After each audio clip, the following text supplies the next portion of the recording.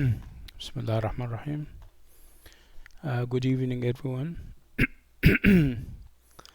um, this is the makeup class for the class that we have forgone on was it Monday? Yes. Um,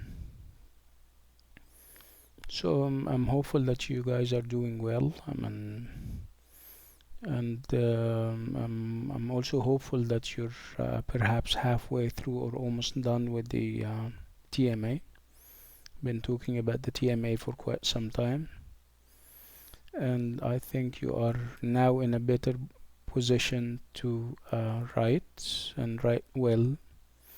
And I trust that you will. And I know, mashallah, you have what it takes in terms of linguistic abilities and also in terms of analytical abilities. Okay, we don't need to talk about the writer and his family and stuff like that. Just focus on what is required and get there and start analyzing. Okay, let me record the class. This is class number 5. Is it 5 that we're having this week? Okay, so let me record the class. So this is Dr. Sameh, and this is class 5, and off we go. We are being recorded as usual. Okay, so before the recording I was talking about my high hopes and great expectations when it comes to you writing your TMAs. I said that I'm confident that you'll do a good job given what I see here in classes in terms of the engagement with the material, the excitement that you approach the material with. Your sense of analysis, your perhaps previous experience with short stories and literature in general. Hopefully we will see nice stuff when it comes to marking the TMA. Again, I have no doubt in my mind that you will make me proud. Let me put it this way. Anyway, let's get down to business because like always we have lots that we have to cover. So what is it that we're going to start? Our new strategy, it's not new anymore, would have to do with the idea of starting with poems and then we make the transition to the short stories. Yeah, I hope so. Yeah, Iman. Do what you're supposed to do and hope for the best. Inshallah, if you're focused, if you're focusing on the bottom line, if you're not irrelevant, you are on your way to having a high mark, inshallah. Okay, so I think you can see the screen. I'm sharing the screen too, right? Okay. On second thoughts, I'm going to start. I wanted to start with Mubasa and his short story, but on second thoughts, I'm going to start with the poetry. We have 3 interesting poems. Of course, it's always the road not taken and 2 or 3 more. I'm going to start with the something other than the road not taken, and then perhaps we can go back to the road not taken. Okay, so the poems that I'm addressing today will be if you still remember the mask, we have spoken about it, but we'll perhaps focus on the formal aspects. Perhaps we should look at the music, look at the rhyme scheme and the rhythm and the imagery within the poem. Again, I wouldn't recommend that people read about the poem before they read the poem. You start with the poem, and then when you have kind of exhausted all the possibilities in terms of analysis and interpretation, you are allowed to go to the secondary sources, which are material or secondary material and critical material on the poem. I didn't even ask about the name of the poet, because like I said, this can have an impact and this can influence the way you read the poem. If you get to know about the name of the poet, that can be it wouldn't help. It would perhaps it would be counterproductive, because you'll uh, um, subscribe to what other people are saying about the poet and his poems. If he's high and mighty, if he is a canonized poet, you will find yourself, um, dancing and singing along in terms of saying what other people are saying. You wouldn't allow yourself the opportunity to judge the poem and see whether it is good or bad from within the poem. You'll be referring to the poet himself, his biography, and what other people are saying about him. And this is obviously not practical criticism. This is like I always say, is not in the interest of the poet and the poem itself. You can be saying very nice stuff about the poem, but from within the poem. Ala or Ala Nassar is saying, Doctor, is it okay if I write 353? I don't remember the word limit. If you can give me the word limit, I can answer you.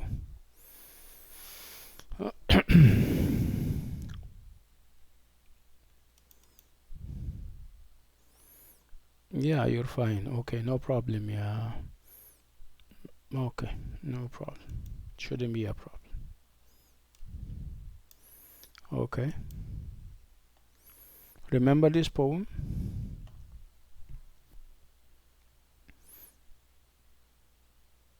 Okay. So I said it all. Okay. Okay, so We Wear the Mask, and We Wear the Mask is by Paul Laurence Dunbar. Like I said, I myself, I haven't seen the poem before. Prior to the class, or not prior to the course. I didn't know that a poet by the name of Paul Laurence Dunbar existed, and I didn't try to kind of go and check the name up and get secondary source or second sources material on or about him, because this is again would defeat the purpose as why we're doing a course like this, where we're developing in you the ability to appreciate literature and to kind of analyze literature on your own and by yourself. Now this is we wouldn't consider the references, okay, and we wouldn't even consider the cover. Okay, that's fine. Okay, 437. Okay, obviously this is not the content. The content should be covered within the 300 something limit given to you, right? Okay. Anyway, let's just forget about the TMA and focus on what we have. So this is the poem again, and I'm sure you have read it because we have already spoken about it. I was perhaps approaching the poem thematically, focusing on ideas and what the writer or the poet is trying to communicate and get across to us. Again, uh, um, you don't look at poems this way. You look at poems from a formal and from an aesthetic perspective. You focus on what makes the poem. Um, okay, and this is actually what we're going to do. Um, okay, so we wear the mask. This is obviously the title of the poem, and we said that whenever we approach poems and they have titles, the titles have bearing on what happens in and within the poem. Make no mistake about it, right? We spoke about that. So you need to unpack the title and think about it. It might help you while reading and trying to make sense of the poem much later. Okay. Um, I'll give you perhaps 2 minutes to read the poem, and then we start exploring and talking about its artistic and aesthetic and also its formal aspects. Okay, you guys have 2 minutes from now. Go ahead.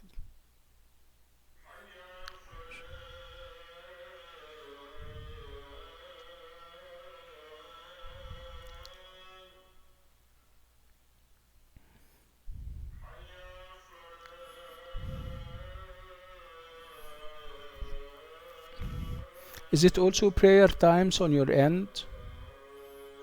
Is it also prayer time? I mean, over there, wherever you are from, whether you're from Riyadh or Dammam. Okay, Fatma is saying no. Maha is saying no. Mishal, yes. Yasmin, no. Razan, yes.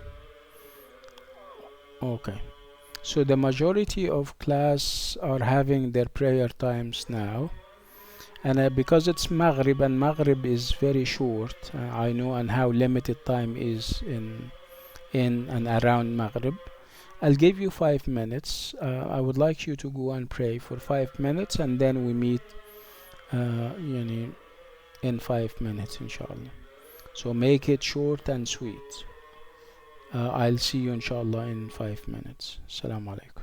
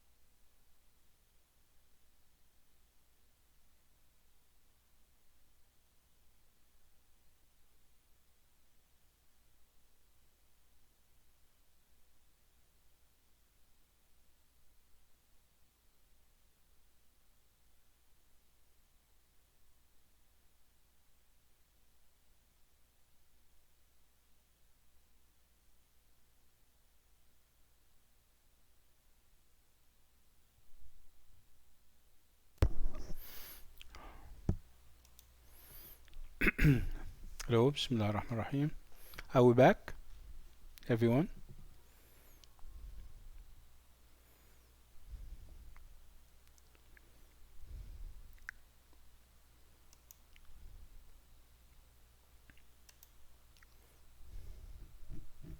Okay. Okay. So let's again. We're talking about we wear the mask. Somebody was asking whether we have done this poem before. We have done it before, but the approach this week around is going to be different. The focus would be on the formal aspects of the poem. Last time I asked you about, my questions were all thematic, having to do with the messages that the writer may be trying to deliver and get across to us. Okay?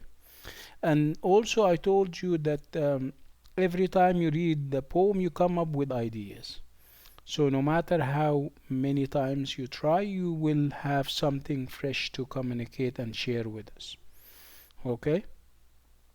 Again, this is all before you read critical material about poems, which I don't recommend at any stage. You have to come up with your own interpretations of the work of art. Okay. So again, have you managed to read it? Did you read it already? Again, we're reading it with fresh eyes. Forget about last week. Um, okay. So everyone, have you all read the poem? Have you read? Okay. So it's not about last time. I'm talking about today. Have you read it today? And when I gave you those few minutes to kind of read it. Um, okay, good. Okay. Again, you guys have a minute or two to read the poem. Read the poem, think about it, and the focus this time around is on the formal aspect. Formal from the word form. We're focusing on the form, on the structure, on what makes the poem a poem. Talk about the lines, you talk about the stanzas, you talk about the rhyme scheme and the rhythm, the internal music of the poem. Okay? Talk about the imagery, you talk about the figures of speech. Okay? It's okay, Hadil, no problem. Just I mean, Maha, can you kind of kindly wait until they all say that they have read it, and then we are on our way. Just we don't want to spoil it for anyone. Okay?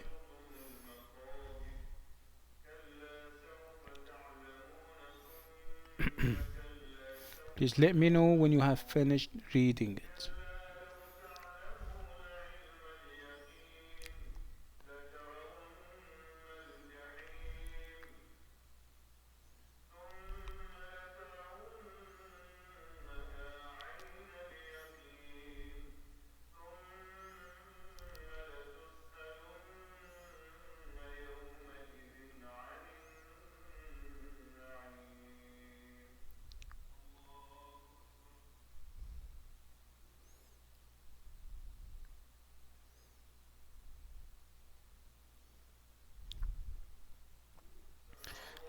Listen, I can also understand and appreciate why people would take their time reading a poem, because obviously, and like we always say, reading a poem is different from reading an article in a newspaper or a paragraph or even a book that is part of business or okay.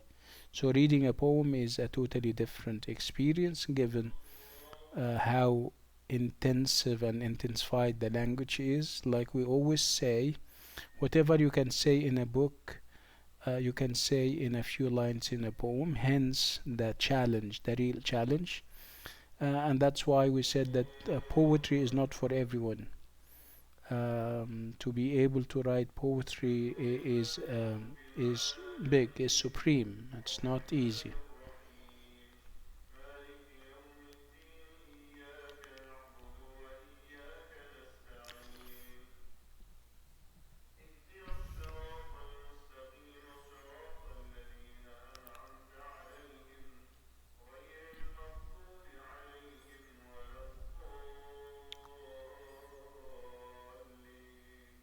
Okay, can we talk about it now?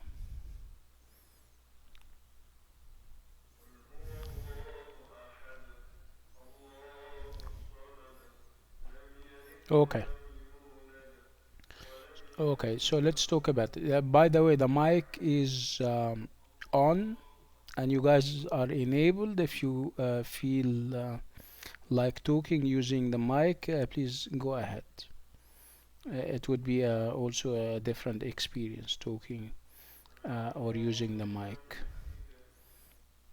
Okay, so let's talk about it. So let me lead the conversation.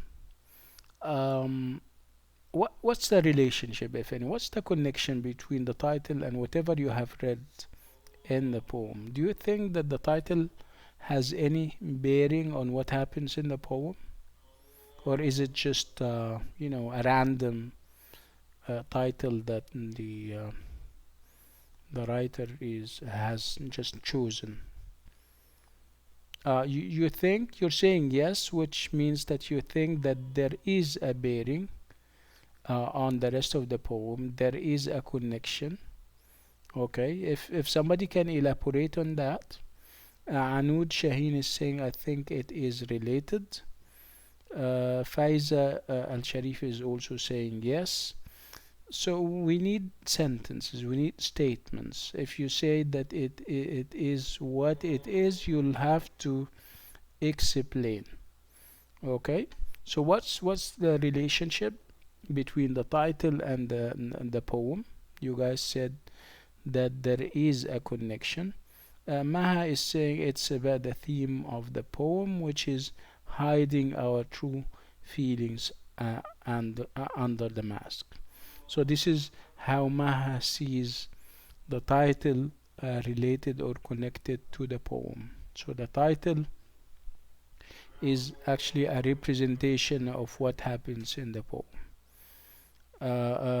Ala is saying the second line in first stanza. I'm not sure I understand. We have Sahar is saying I mean you guys need to connect. I mean you'll have to provide a context to what you're saying. Maisa said that she wouldn't she won't make it, and alhamdulillah she's here. Welcome ya Maisa. I think you're the Maisa that you sent something on the group, unless we have different Maisas. Maisa is saying yes, it is related because when we wear a mask, that means you hide something. Okay. Noura is saying hidden our reaction, and I mean hiding our reactions under the mask.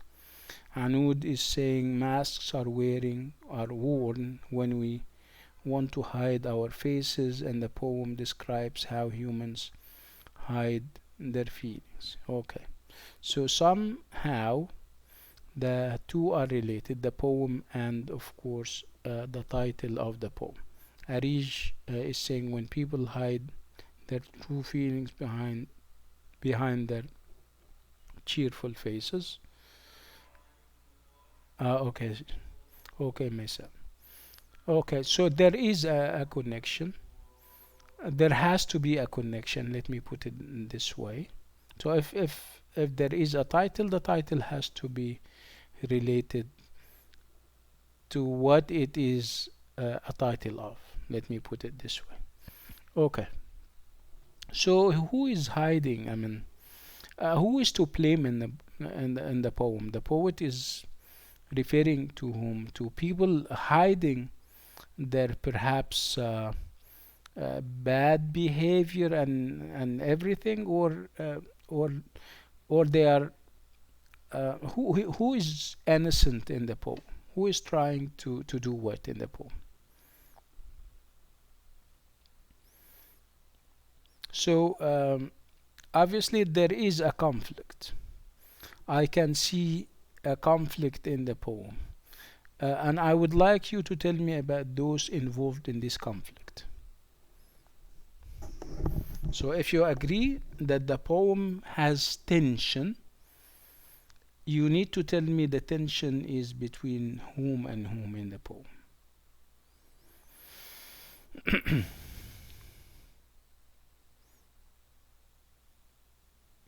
Yeah, conflict. Yeah, whether it's external or internal. Okay, I need to. Whenever you have conflict, okay. So it's on the one hand you have society and you have the world. So on the one hand you have the world or society, and on the other you have individuals or you have people, right? Human beings. Okay. So and what do human beings have to do? They have to do what?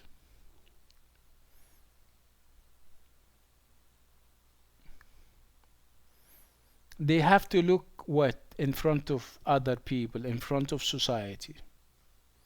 They have to look what? They have to look sad. They have to look miserable. They have to look strong.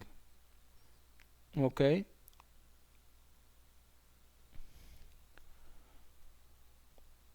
Okay.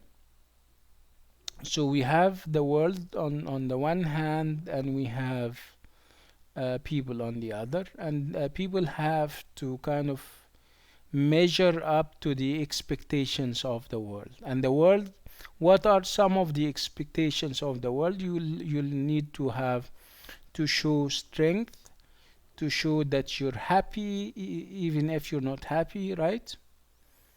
You have to look good even if you yeah, I mean you cannot afford it, right? Okay. So how can you do that if you're deep down you're sad, you're miserable, you're perhaps sick, you have issues? You do what? Because it's going to show on your face, right? You wear, yes, you wear a mask like Maha is saying. Okay, you fake it, and I mean faking it here would take the shape or the form of a mask, Yarazan. Okay, so you're wearing a mask of I mean happiness and cheerfulness, while deep down you may be hurting, right? Hide your feelings and act like you're happy, right? Hashim is saying, let me see, they have to wear the happy mask face while inside is sad. Yes, that's correct. Okay, so we're getting the idea, right? So tension, we have tension in the poem, and the tension is again between you trying to show your true color and your true feelings, but society wouldn't allow you to do that. Society would ask you to wear a mask, and behind the mask you would hide whatever feelings, I mean true feelings you have in terms of suffering, in terms of you have to bear and grin it, like they say. You may be suffering inside, but you're not supposed to show that. Okay, so we have established what the writer is trying to say. Now let's move to how he says it. So whenever you handle a poem, it's the how and the what. Okay, so we are done with the what of the poem. The what would be the substance, would be the messages, would be the different possibilities, the different meanings that the writer is trying to communicate to us. Now we're moving to the how. How does he do that? How does he deliver these ideas? How does he get them across to us? Okay, what are the tools that he has available and at his disposal? Okay, the tools could be rhymes, could be rhythm, could be imagery, right? Could be the lines, it could be the diction, the word, the choice of words is very important. Okay, so forget focusing on the content and now focus on the formal aspects of the poem. Okay, the aspects that got us there. Got us there means that made it possible for us to get the message that he was trying to deliver to us. Okay, so typical of poems, it's you know, you don't have this margin to margin lines, which is typically poetic. Okay, if you check the rhyme scheme, if you go through, is it A B C B B, or so is the rhyme scheme regular? Regular in the sense, do we have, for example, two sounds, uh, uh, um, one typical sound and gets repeated, and then we move to another sound and it gets repeated? So what's happening as far as rhyme is concerned?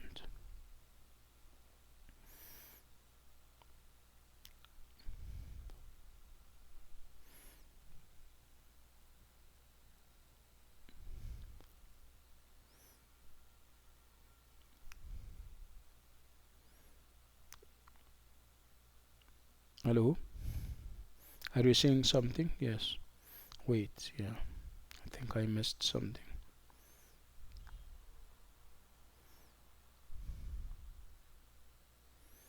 Okay. So Maha is saying each stanza has different rhyme. Hashim is saying some sort of rhythm to the how. I'm not sure I understand. If you can elaborate on that. Mona is saying it's A B B A. Let me check. Yeah, that's, yeah.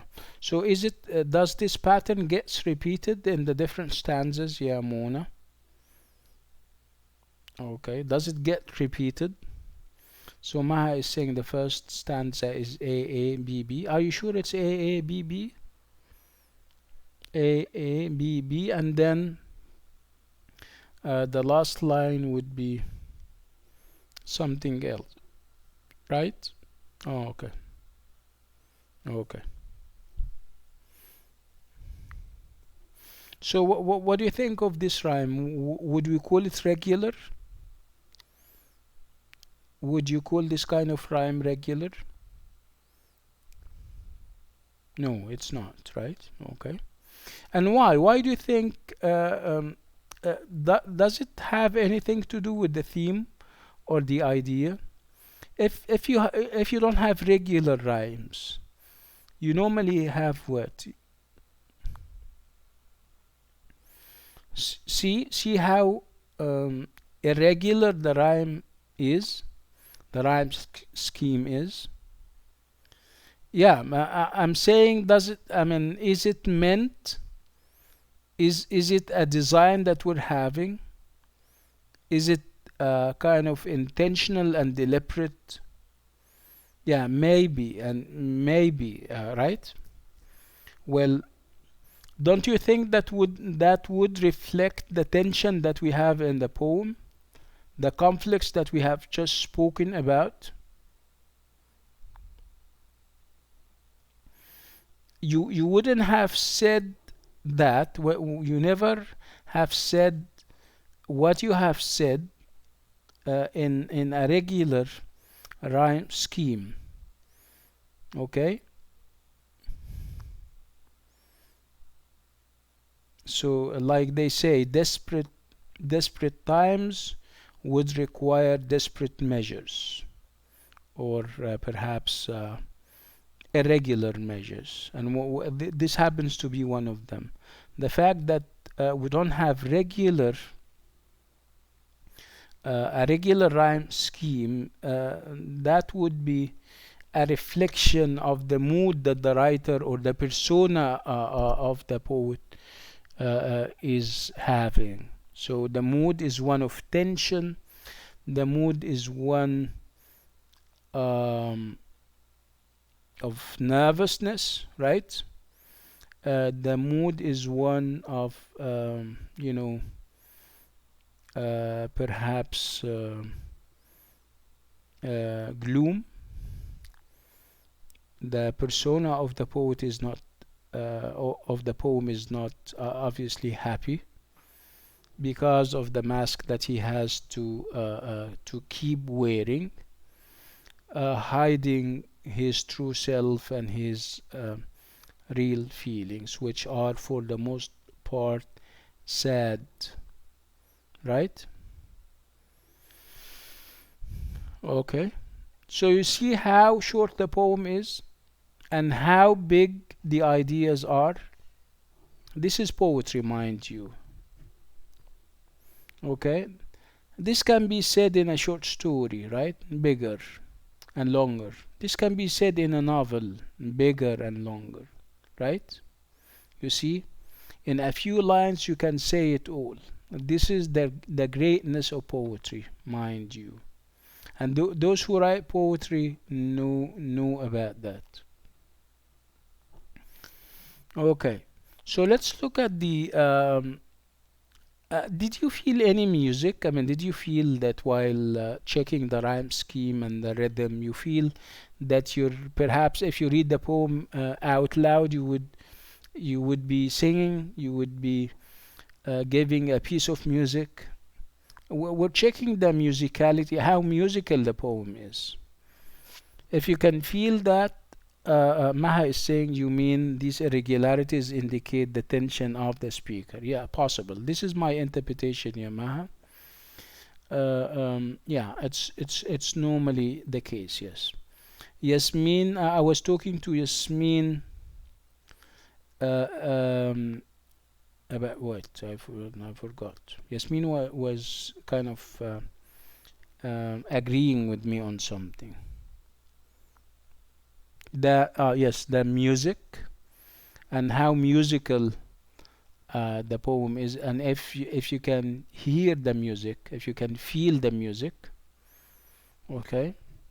So how can you achieve music? Of course, the rhyme, of course, I mean the internal music of the poem has to be with the rhythm, the beat, and see how this it would sometimes it would take musical ears to kind of recognize that. So let's try. Have you felt or have you heard any music? You'll have to read it out loud, and if not, you will have to hear it.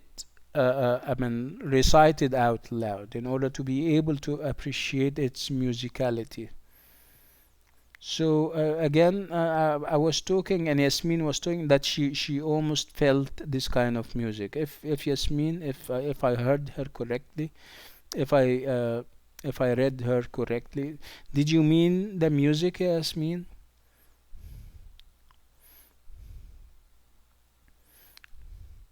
Yeah, perhaps it can be Yasmin. Yeah, Yasmin. Yasmin is saying yes, exactly. Can you elaborate, Yasmin, on that? Can you talk more about that? How did you feel what you felt? Okay, so until you're ready, Maha is saying there is musical rhythm in the first and the last stanza. Okay, can you also, Maha, can you elaborate on that?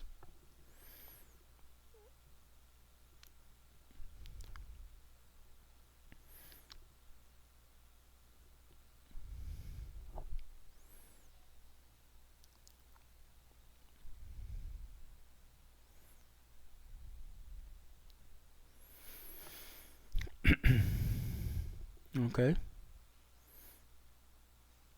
so are you guys going to say something? Okay, Yasmin is saying, when I read the poem out loud, I felt the rhythm, and I feel that it can be a song. Yeah, okay. Maha is saying, equal lines with same rhythms. Are you sure that we have equal lines? I can't see equal lines. Yeah, Maha.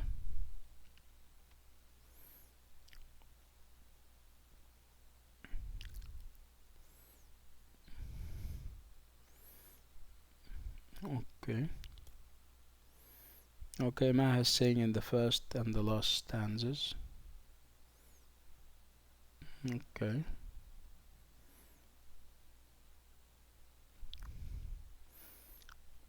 I think even the number of words is not the same, is not identical. I mean, you check the different.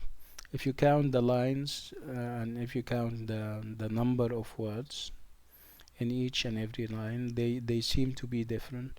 Sahar is saying the lines are equal in length. I'll take your word for it, ya Sahar. But you'll definitely, a Sahar, you're not talking about the second stanza, right? Definitely, you're not talking about the second stanza, right? Okay, okay. Fine. So let's look at the imagery. Let's look at the figures of speech, if any. So let me ask you this question. Do masks grin and lie? Do masks grin and lie? You know, grinning means that you smile, right? So do masks grin and cry and lie? They don't, right?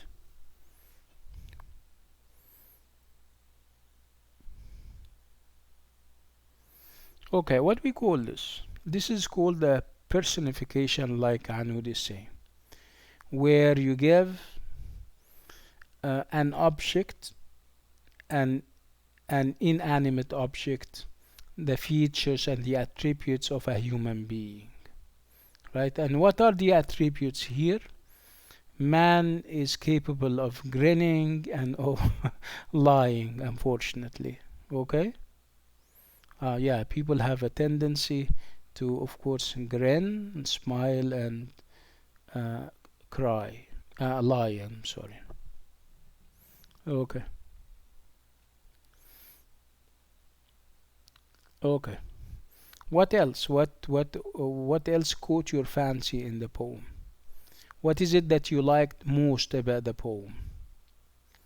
Let me put it this way.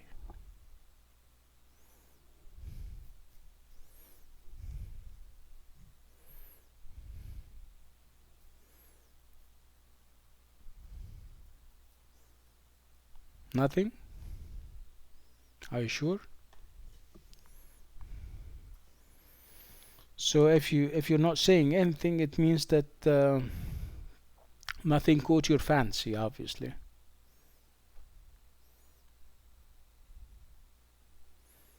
Anud is saying the world should be overwise. Yeah, this is what you liked. Also here there is a personification. Yeah, dealing with the world as if a human being. Yeah. Okay, that's interesting too. Okay.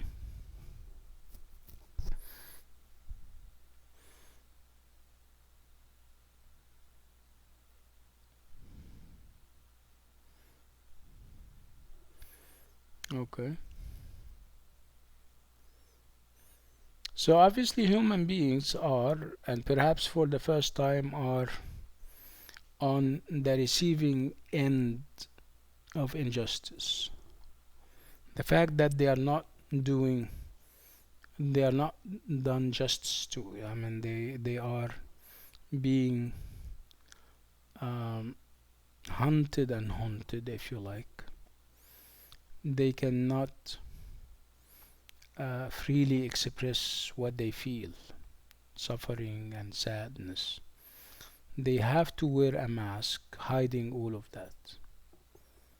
Okay, and this is obviously not a very good situation to be in. Anud is saying, I like the personifications in poems because they make the poem easier and more fun. That's interesting. Well put. Nude. Okay. Any other any other attractions in the poem that you would like to share with us?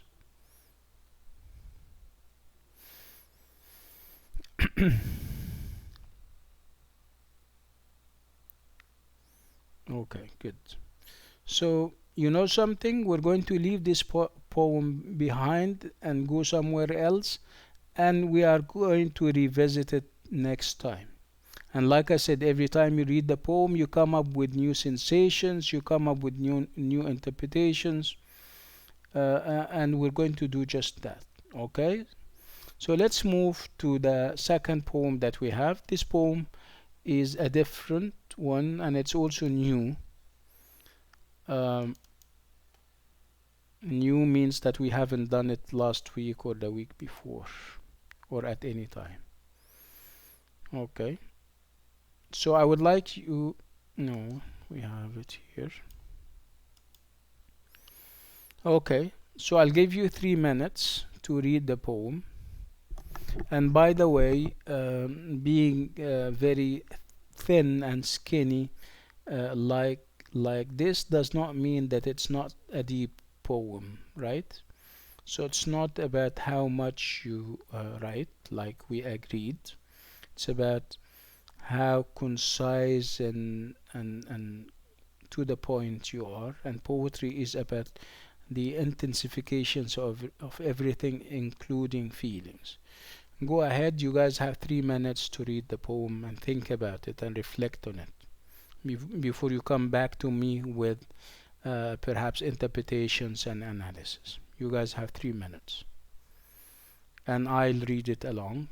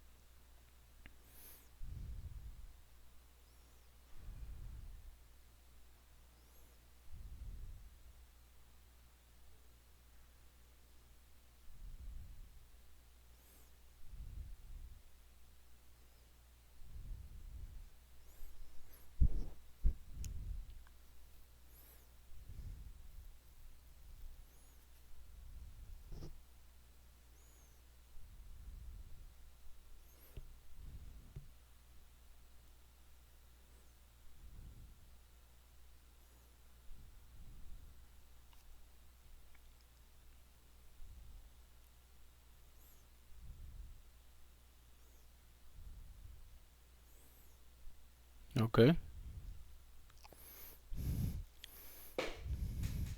Again, let me repeat this. Um, I understand and I appreciate that people take their time reading poems. Poems are deep. They don't give themselves to. They don't lend themselves to easy interpretation. You need to think twice about them, right? So it's a different experience than that of perhaps a short story or a novel, right? The meaning is normally deeper and not close to home, and that would need a lot of uh, a lot of thinking and reflection.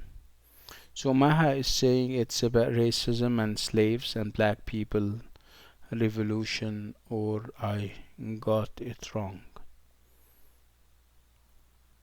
Um, we'll have to wait and see, Yamaha. I cannot give a definitive answer right now. Let me hear what everybody has to say, and then we talk about it. So Anud is saying the poet presents how black people suffer due to their skin color. Okay. Any more thoughts, insights?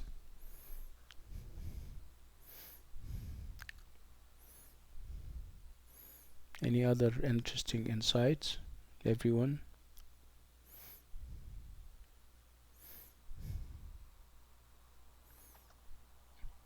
Sahar is saying the dilemma that black people are living in. Okay. Okay. So these are all messages that you got reading the poem. You guys are all on the right. It means that you guys are all correct.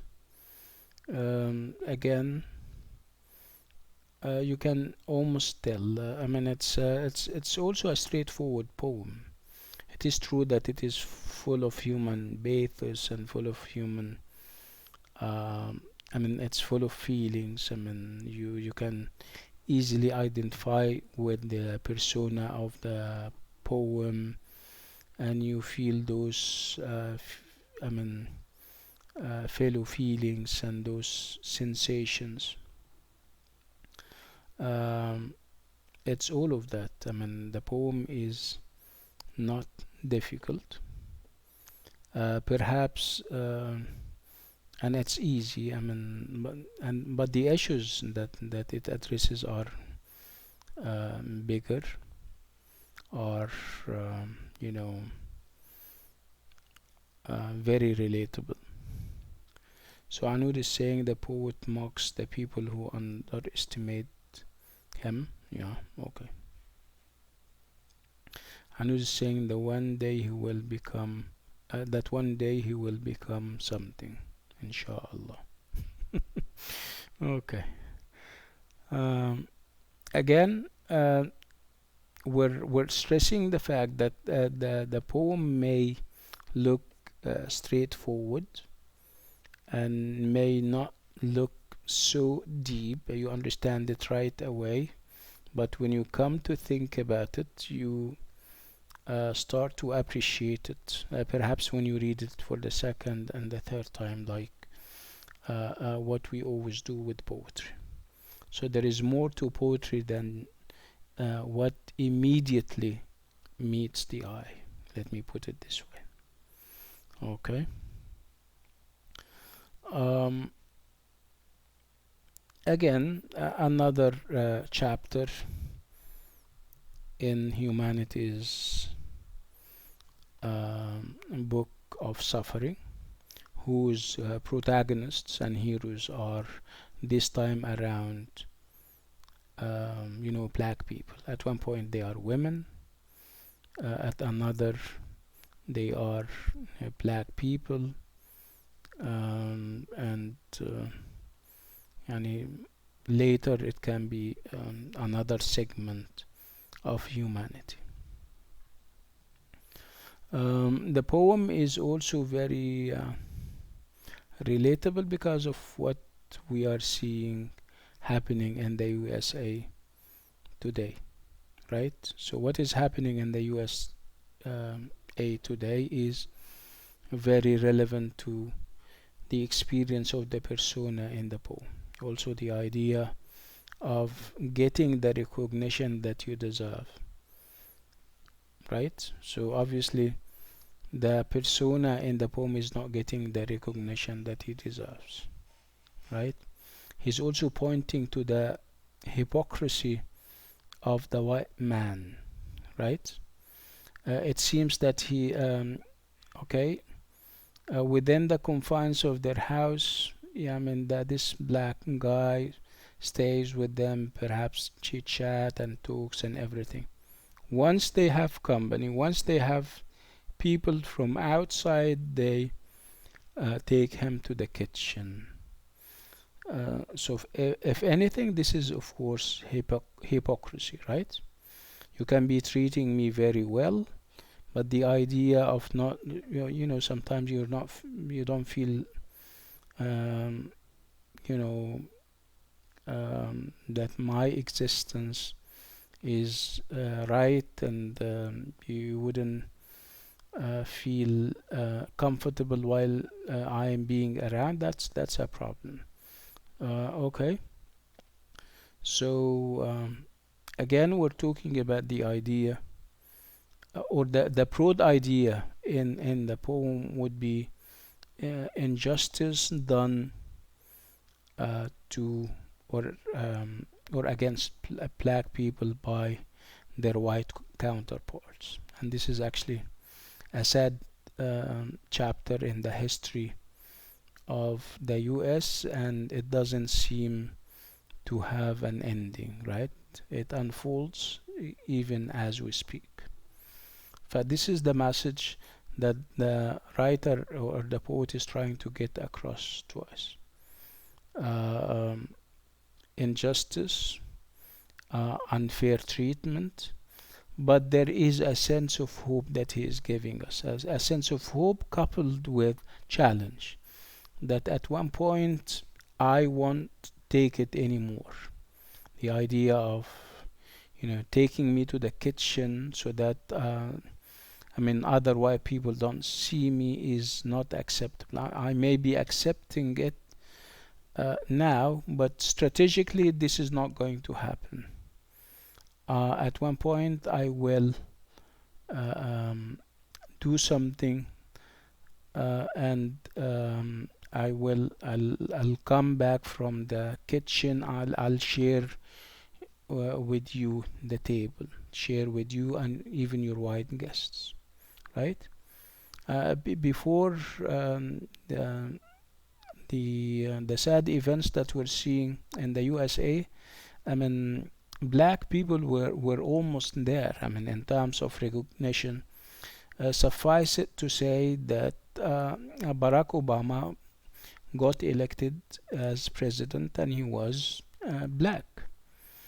So you have this regression. At one point they got their rights, but all of a sudden those rights are being denied again. Okay, so as you can see, the fight never ends. Okay, are you getting the idea? Okay, so these are the messages. This is perhaps the theme. So how did he get there? The poet. How? Remember, when we speak about a poem, we speak about the what and we speak about the how. We spoke enough about the what, and let's make the transition to the how. So how much can you say, or would you like to say, about the how? The how of the poem would be its music, would be its rhyme, rhythm, imagery, figures of speech, and all these kinds of things. So how did he get there? Delivering whatever messages that you understood.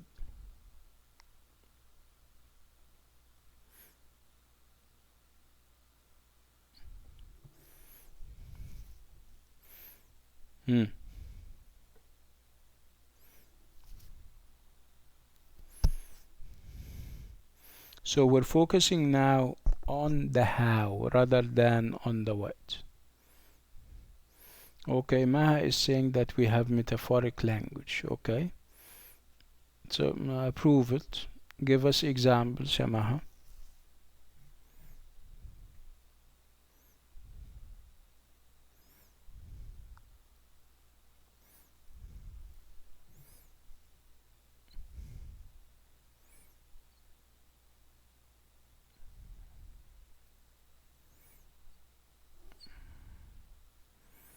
Maha is saying the contrast between the kitchen and the table. Okay.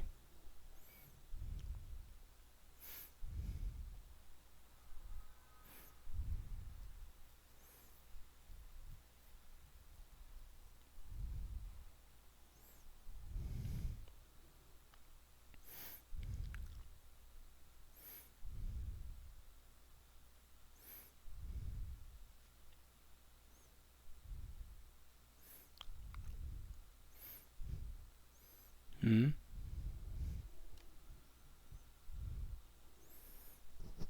Abdul Wahab is saying I think it's rhythmatic.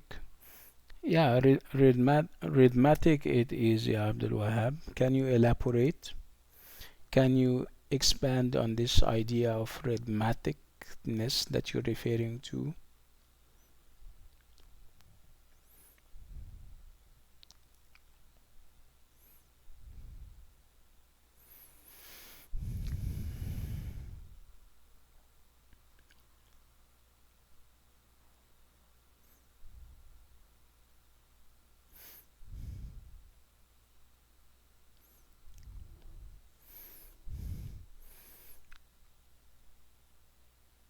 Okay, Abdul Wahab is saying it really sounds like rap music. Okay. Yeah, that's a very nice observation, Abdul Wahab. Yeah, that's good. Yeah. It may not have rhyme, Yamaha, but it has rhythm, like Abdul Wahab is saying, right? Okay. So the lines are very short, and this is typical of rap music, right? You don't have long lines. Yeah. It's a very, very smart observation on the part of Abdul Wahab. Thank you, Abdul Wahab, very much. Yes. So, yeah, I mean, the marks of success wouldn't have to do with how long or short a poem is, right? So it's about the theme and how you can get the theme across using poetic tools and devices. And one of them happens here to be the lines and how short and brief they are. Okay, and they are very uh, kind of convenient and suitable to the experience. Um, the genre of rap music has I'm not sure. I don't read about music too often or too much. I don't know whether black people were those who championed and pioneered this kind of music. But if they did, I think that would be very convenient. I mean, having short lines like these. Okay.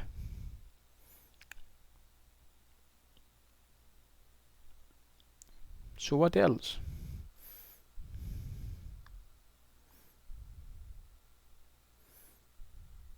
It's deeper than what we think, obviously, right? No matter how short the lines are, right? No matter how simple the diction is, the words are, right?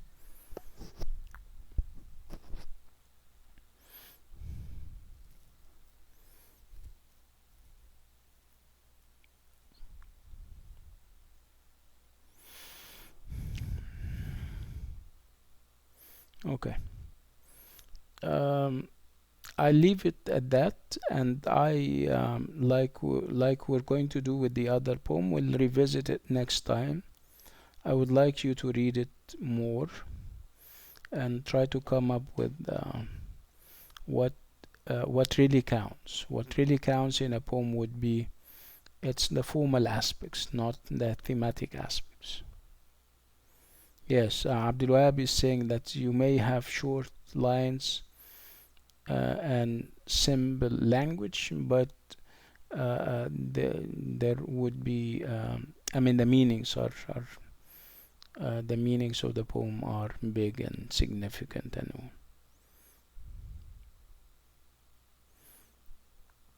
Okay. Mishal Asiri is saying the ma'am I'm saying excuse me doctor, it's Aisha. طيب. But we don't have Aisha is يعني we don't have a problem with Aisha. We normally have a problem with Maghrib because of the limited time that we have between Maghrib and Aisha يا مشعل. Can't you stay? Yeah, like Maha is saying, it's more like uh, okay. Okay, if you would like to go and come back, no problem. Okay. Let me just point to what Maha just said. The fact that it looks more like a prose kind of thing. طيب, okay, no problem. No problem. Okay.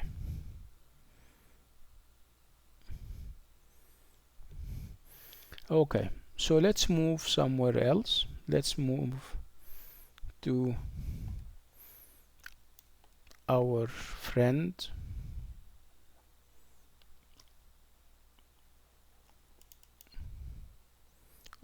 Robert Frost and the route not taken.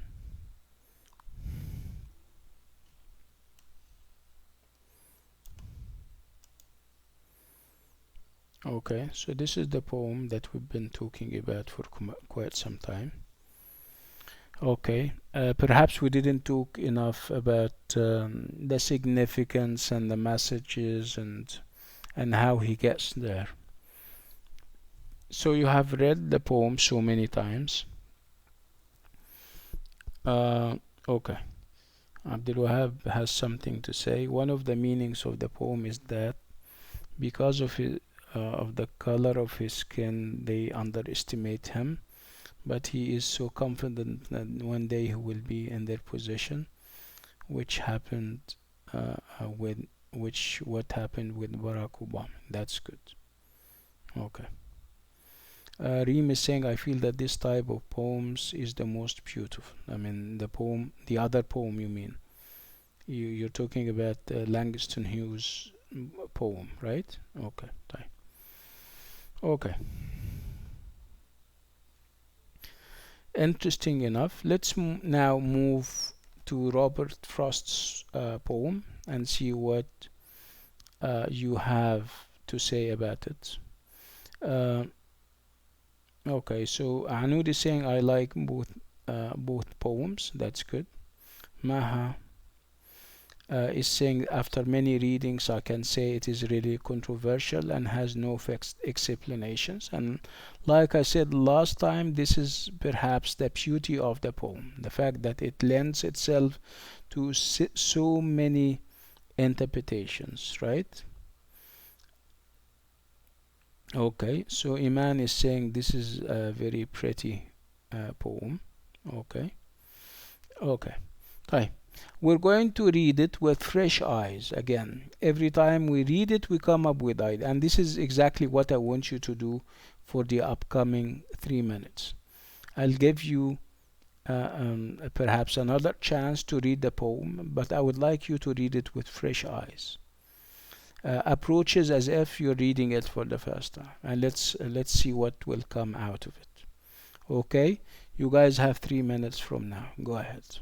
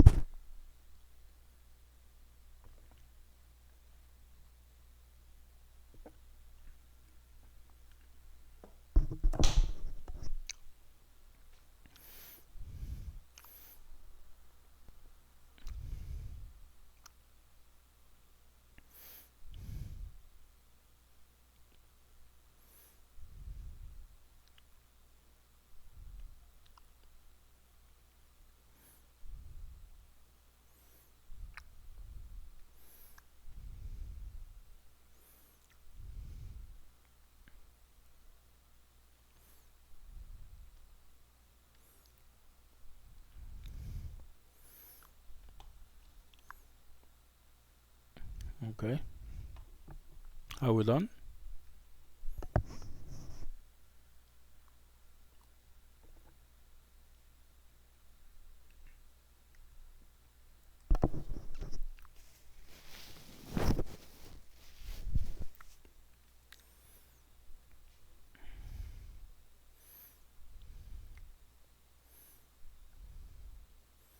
Hello, hello.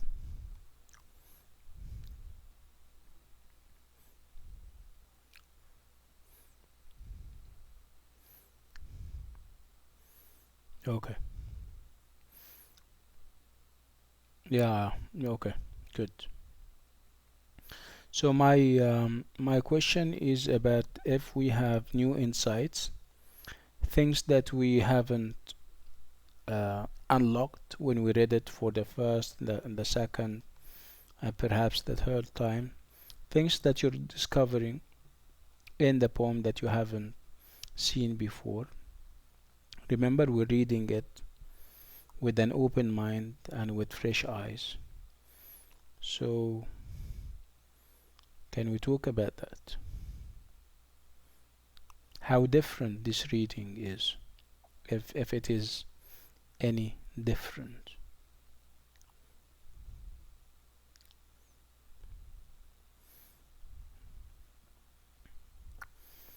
Same conclusions? Do you have the same conclusions? Or perhaps you have new realizations, new discoveries?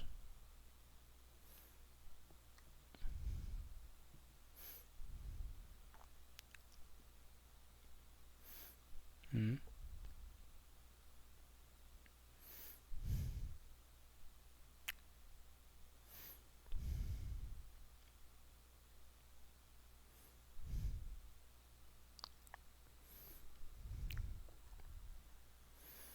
Maha is saying, it's ironic, it has never been about going the road alone or the idea of being opposite the mainstream.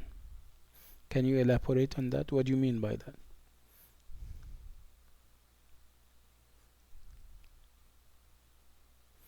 No, it's not about, yeah, no, it's not about that. You mean this is what you thought at the beginning, Yamaha, when you read it? You thought it's about going the road alone, going it alone, or um, this is what you thought, right? But obviously you have a new realization, right? So what is it that you have discovered that you missed? Okay. Iman is saying this is the poetry have many that this poetry has different meanings. Yes. Mona is saying the difference between the feelings from the start to the end. Okay.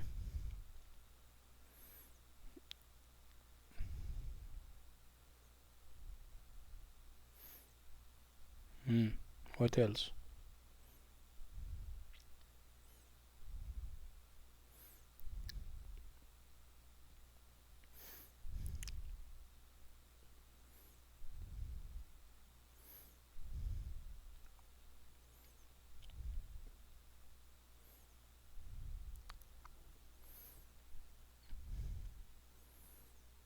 Okay.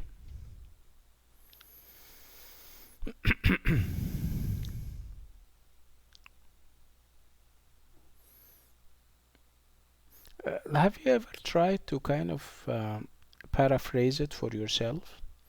Okay, Maha is saying it's about the dilemma that whichever roads you take, you will miss something in the other. And Haya is saying, I feel that the speaker has an unhappy end. Yes. So, like Maha is saying, and this is actually what I said the other day, we spoke about it. So, it is true that you have made up your mind to go on one of the two roads, but deep down, you are I mean, this is, and I said even that this is typical of human beings. They want it all. They want everything. They want to take this road and that one.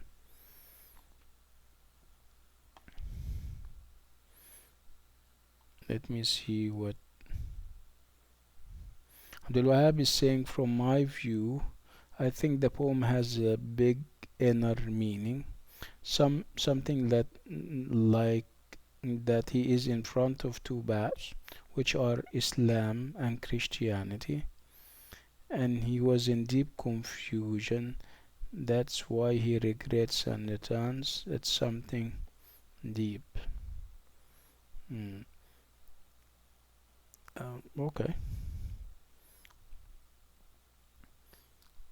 Reem is saying the speaker throughout the poem feels remorse or regretful that he, yeah.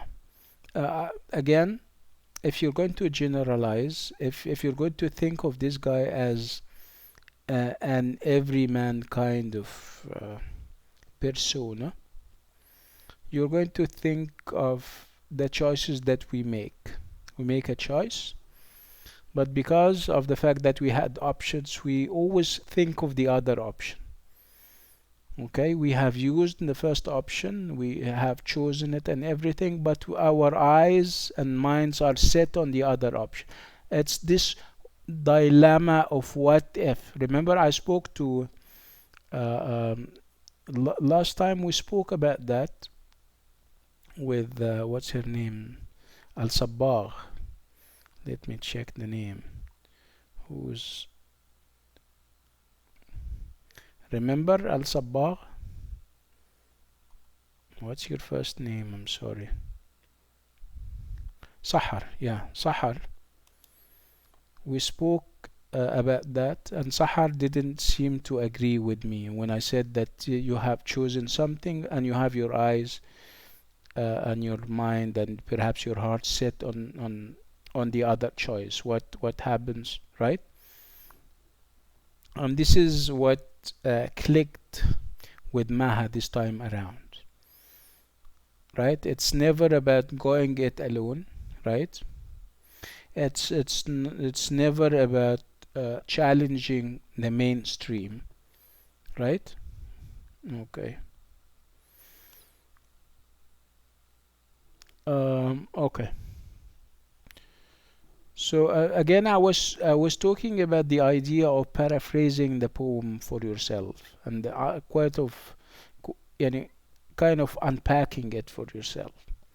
And then after you have finished, you put all the threads together and you come up with a big picture, right?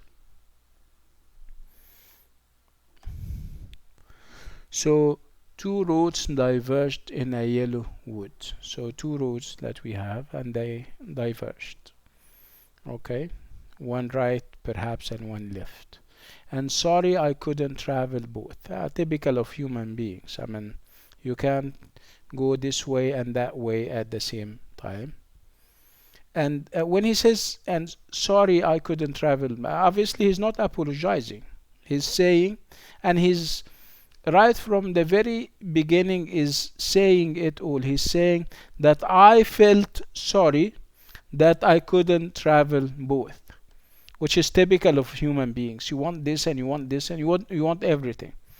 If anything, it would point to the greed of human beings. You want everything, right? Are you getting the idea? And sorry I couldn't travel both. So I felt sorry because I couldn't travel both. And be one traveler, long I stood. And of course, I mean, it would be a physical impossibility if I travel both. Okay? So he admits it regretfully, and feeling sad about it, that he cannot obviously travel both ways. And be one traveler, long I stood and looked down on one as far as I could to where it bent in the undergrowth. I started to study the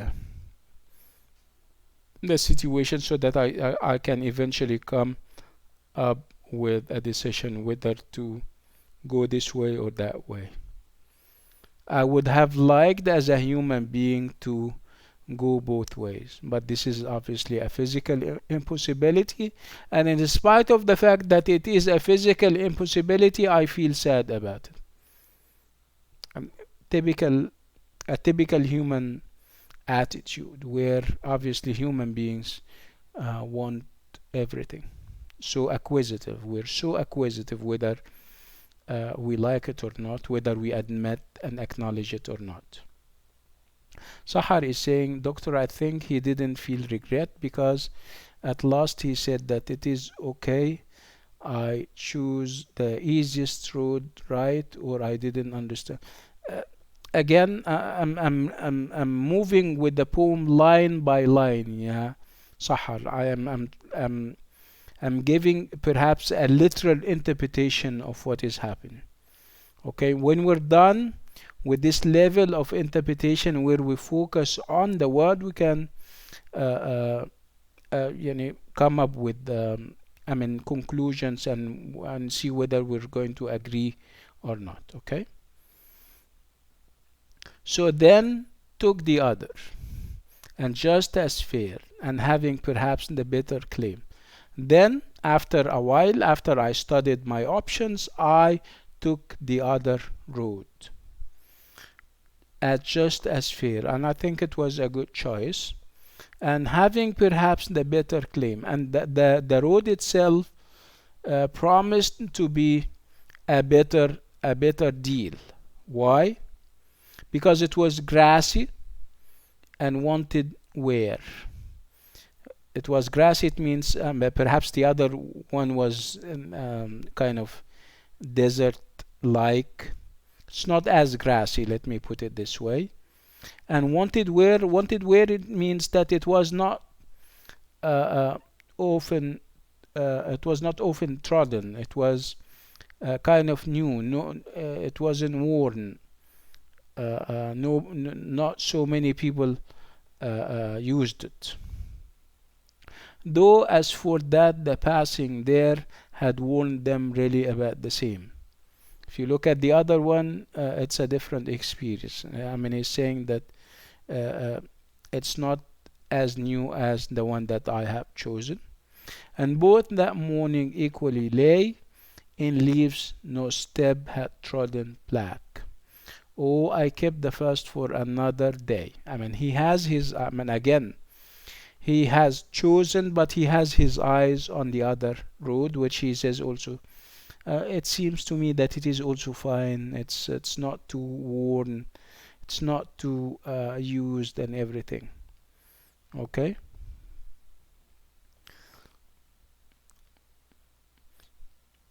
Oh, I kept the first for another day. So again, he's not obviously satisfied with the choice. He says, okay, I have to choose one because I think it's better than the other. But I'm still thinking of the other one, and I may go back to it. So, yet knowing how way leads on to way, I doubted if I should ever come back. I know, it's a choice that you make. You make the choice, and if you make the choice, let's talk about the choice of the Arab Open University. You have already chosen the Arab Open University and you stayed with the university for 4 years and you graduated. Would you go to your other choice? Perhaps you had this conflict and you had another option. Would you start it all over again? Of course not. But you wish, of course, you wish that you have the time and that you have the resources, but you cannot. So as a human being who is weak, who is so acquisitive, who wants everything, you had this wish that you finish with the Arab Open University and you go to your other option, or you can study at the Arab Open University and you study at another university. Can you do that? But these are the two roads. And this was his original wish. His original wish was to go both ways, but I mean, he realized that it's a physical impossibility. Okay, would he relent? Okay, I'm going to choose this road, but I'll be thinking all the time about the other choice. Perhaps it was a better one. I mean, this is what human beings keep telling themselves. Yeah, perhaps the other choice would have gotten me a better job. I would have gotten better future prospects. I could have traveled with. It's the what if dilemma that I keep talking about. What if? What if I have chosen that? What if I haven't chosen the Arab Open University and gone to the other choice? Perhaps I could have been, I could have achieved more and stuff like that, right? This is my own interpretation. Yeah, I mean, I'm not imposing it on you. I mean, everyone has a right to his opinion, by the way. But I'm giving you, I mean, what counts eventually would be whether I am illustrating, whether I'm giving examples, or I'm just giving, I mean, mere impressions. Okay? If I come up with your own interpretation and give us your reasons, and it is as good as any other interpretation. Okay? So I shall be telling this with a sigh. Somewhere ages and ages hence, two roads diverged in a wood, and I took the one less traveled by, and that has made all the difference. Again, he's happy with his choice. It is clear, but he cannot prevent himself from thinking. Hi, hi, Dima. Hi, how are you? But he cannot prevent himself from, uh, uh, I mean, thinking of the other choice and this idea. Uh,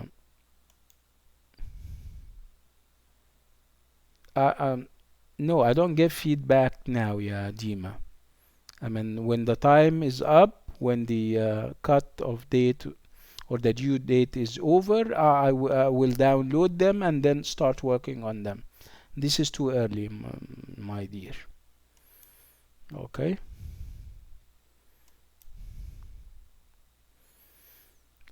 Okay, everyone. So this is an interpretation that I feel comfortable with. I mean, reading through the lines, and you may have your own interpretation, and like I said, what really counts would be how you justify, I mean, the interpretation that you feel comfortable with. Okay, literature is about multiplicity of interpretations. Literature does not lend itself to easy or mono interpretations, if you like. Just feel free to read, understand, and interpret. I mean, the sky is obviously the limit when it comes to interpretations. Because normally the interpretations are very close. I mean, we may be we may differ, but the difference wouldn't be in perhaps wouldn't be that big. Okay, so let's kind of count how many of us perhaps agree with what I said, and how many of us may perhaps have a different assessment of what happened. So if those who agrees with me, please type 1.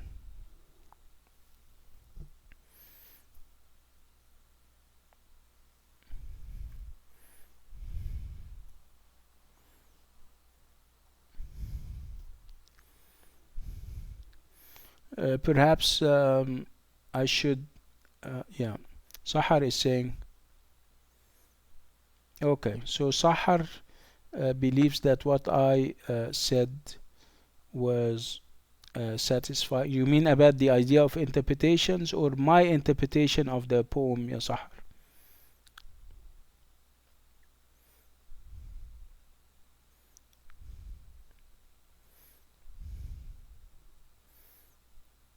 What idea?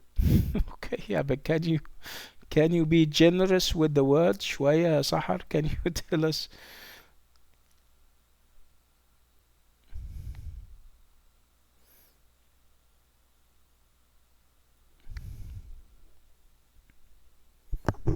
Okay.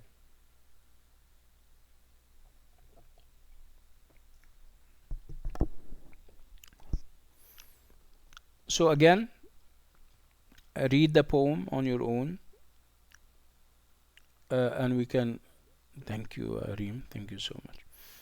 Read the poem again, and we're going to revisit the three poems next time, inshallah. Let's go to the short stories.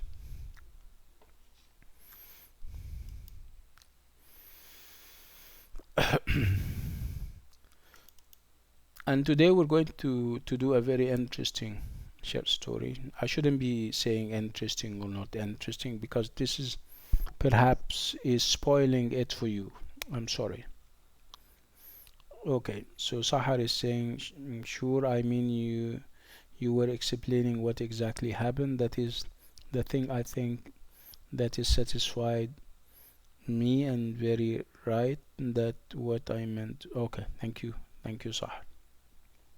Okay, so let's uh, go to this short story by Demo Bassa.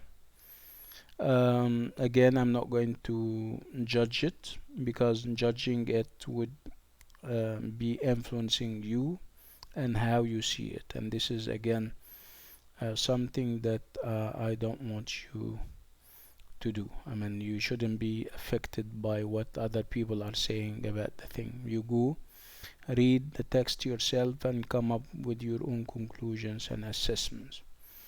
Okay, so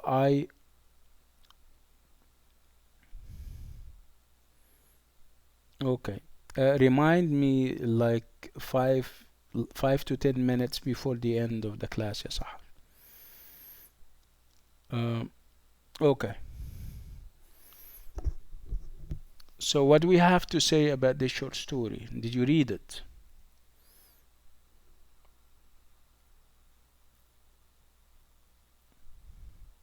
Okay, Maha is saying that it is a very famous story and she read it a long time ago. So you wouldn't, are you trying to say that you wouldn't read it with fresh eyes? You know the outline, you know the plot, but perhaps there is more to literature and short stories than just the plot and the outline, right? Like I said, I mean, every time you read something, you come up with something new. Hmm.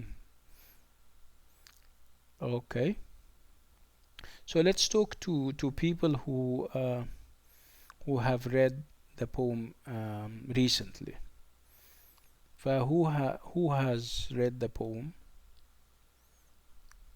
And it's not a poem, of course. The short story. I'm sorry. Those who have read the short story, please type 4. Type 4.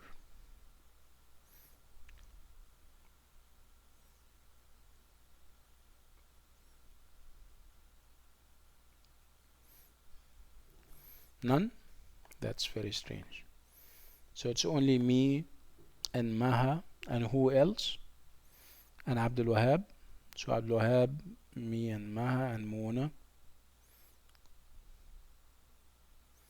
Anybody else?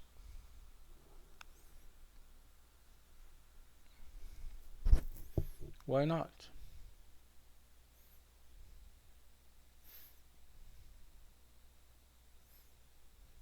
Iman. Okay. Okay. How about Yasmin? Do we still have, and of course Sahar? Do we still have Yasmin, Aqila, Thunyan, okay, and Ala, or Ala, I'm sorry. Okay. So lots of people, mashallah. Yasmin, do we still have Yasmin? Yasmin, did you read the short story, Yasmin?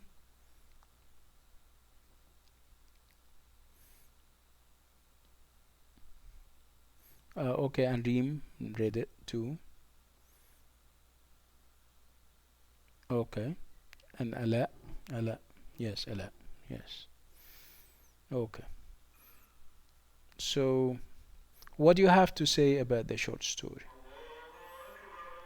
Let's talk about overall impressions about the short story in terms of, yeah, I mean, if you're going to set it against the other short stories.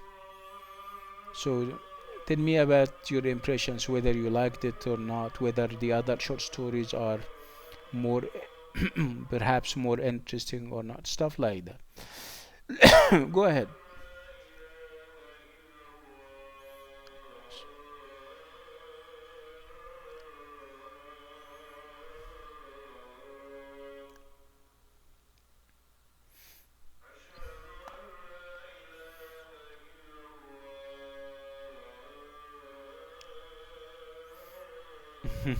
Yeah, Mona is saying that the wife is so selfish. Okay, that's interesting.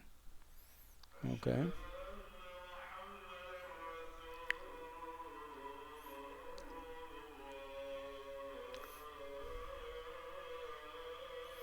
Maisa, it is a very nice story that teaches a great lesson. So you'll have to tell us about this lesson, yeah, Maisa, in a minute. Let's see what Abdul Wahab has to say. It's interesting in the beginning and miserable and frustrating at the end. That's true. Yes, that's a very good way of putting it. Thank you, Abu Wahab. Okay. Maha. Maha is saying the writer is absolutely anti. You know how we describe people like this? You're trying to say that he is a woman hater, right? What do we call? I mean, there is a word for it, for women hating individuals. We call them misogynists. If somebody hates women that much, we call him a misogynist. So you believe, Yamaha, that the writer is a misogynist, right? Somebody who hates women so much. Shuru is saying from the stories that inspires me. That's interesting, Shuru. Okay, that's interesting. Okay. So if you compare it to the other short stories, so out of perhaps 10, how much would you rate it? How much would you give it out of 10?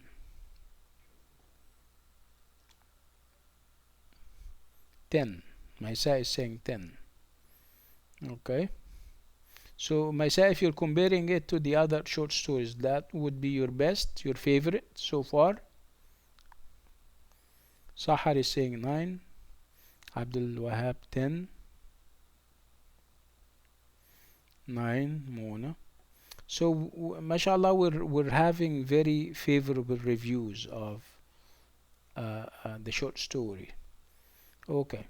Is it, let me ask you this question, is it because of the theme? Is it because of the idea? Or how the writer communicates the idea?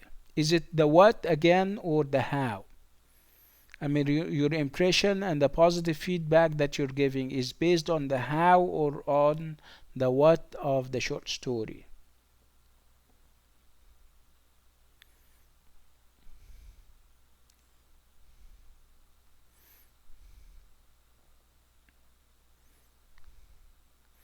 Shuru is saying both are good. Abdul Wahab, the writer, is excellent in communicating the idea. Okay.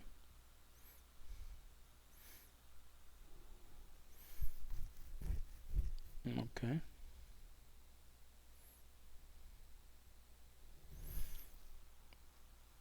So Maisa is saying it's both the theme and the theme and the idea are one and the same. Yeah, Maisa.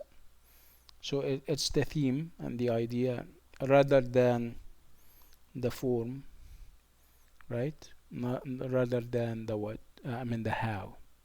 So people are focusing on the ideas rather than on the form. So what do you have to say about the form? Did you like how he communicated the idea in terms of the language that he is using, the choice of words, the choice of characters, the development of the plot, the suspense that he has been building,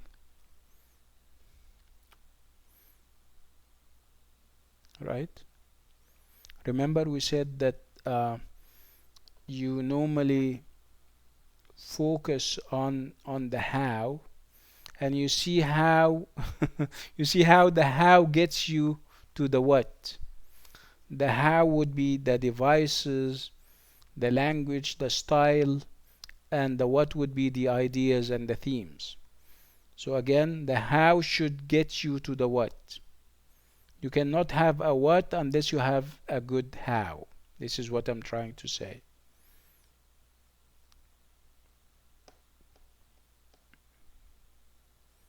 Okay.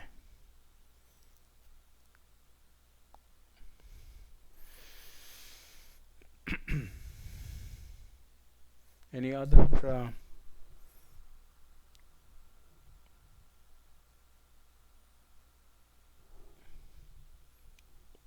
I think there is, I mean, this is one of those short stories that have a lot to say. Maha is saying he has traditional way of communicating his ideas. So perhaps you would need to define what this traditional way is. Maha is saying the choice of words. What about it?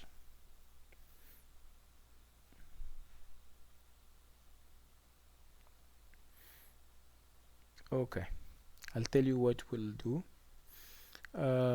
Again, all of us are going to read it one more time, and next time we can always start with it. We'll talk about it. We're going to analyze it and perhaps break it down to its basic components. Again, this breakdown is very important because through through it you can unlock the short story's secrets. It's not about impressions that we get, it's about thorough analysis, and thorough analysis we are doing next time, inshallah.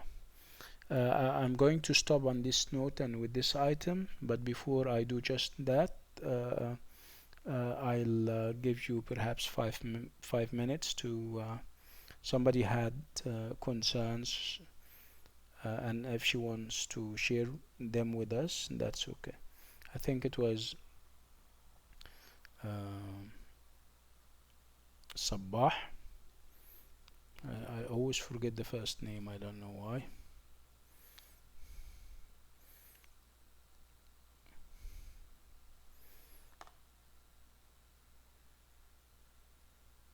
What's the name? Let me check.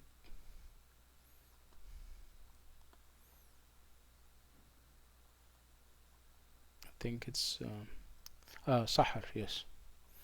Sahar, go ahead with your question. Sabah, not Sabah, I'm sorry. Sahar al-Sabah.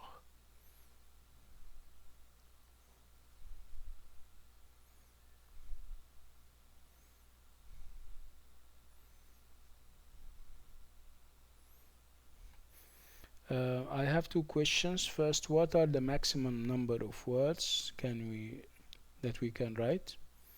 So if you have like 300 words as maximum, I can allow you up to 350. Okay, so this is the first answer to the first question. So what is the second question?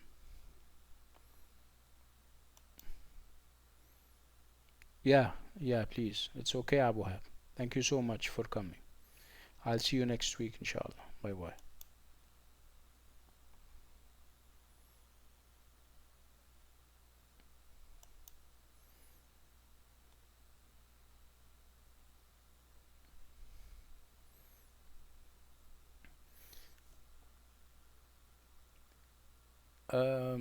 Yes, I mean it's a piece of research, and with a piece of research you cannot entirely depend on yourself. Yeah, Sahar.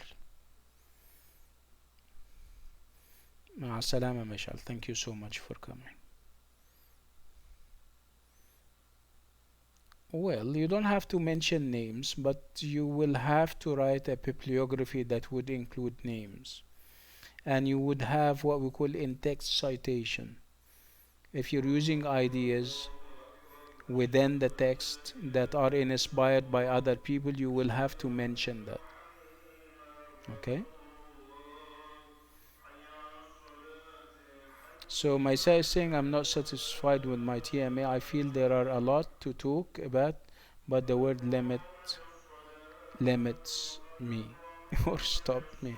It's okay. I mean, we're normally like this. This is typical human. We're not so happy with what we do. Just take it easy. I'm sure you're doing a good job. Yeah, yeah, Maisa. You'll never be satisfied because this is also human nature. We're not. I mean, it's difficult. We're not easy to please as a species.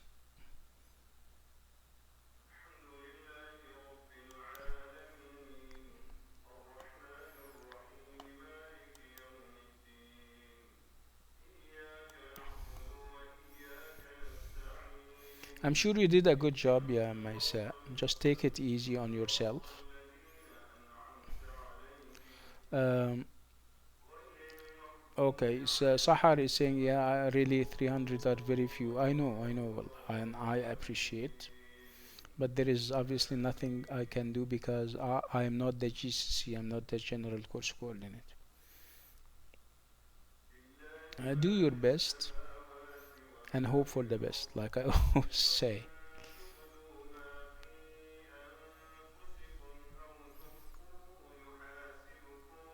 Okay,